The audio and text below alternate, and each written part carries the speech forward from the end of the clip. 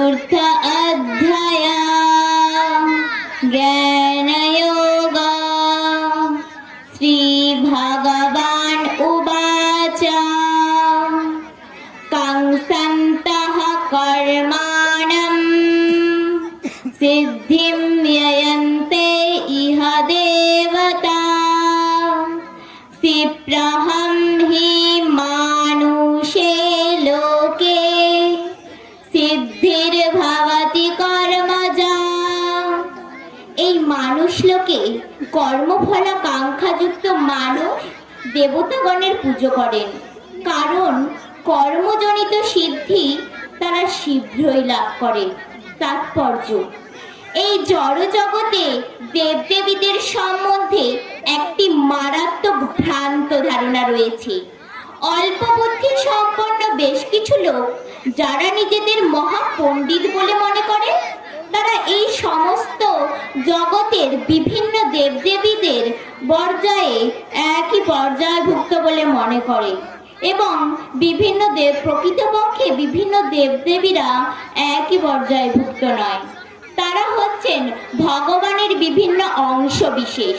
ভগবান এক এবং তার অবিচ্ছেদ্য অংশেরা বহু।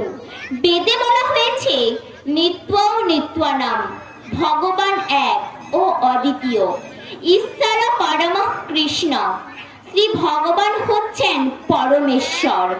আর এই সমস্ত দেবদেবীরা এই জড় জগৎকে পরিচালনা করার জন্য বিশেষভাবে শক্তিপ্রাপ্ত। এই সমস্ত দেবদেবীরা এই জড় জগতের বিভিন্ন শক্তি সম্পন্ন জীব। তাই তারা কোনো অবস্থাতেই ভগবান অর্থাৎ নারায়ণ, বিষ্ণু বা কৃষ্ণের সমকক্ষ হতে পারে না। বিভিন্ন দেবদেবীরা এবং ভগবানদের যারা একই পর্যায়ভুক্ত বলে মনে করেন, তাদের বলা হয় নাস্তিক অথবা পাষণ্ডী। এমনকি দেবাদিদেব মহাদেব এবং আদি পিতামহ ব্রহ্মাকেও ভগবানের সঙ্গে তুলনা করা যায় না।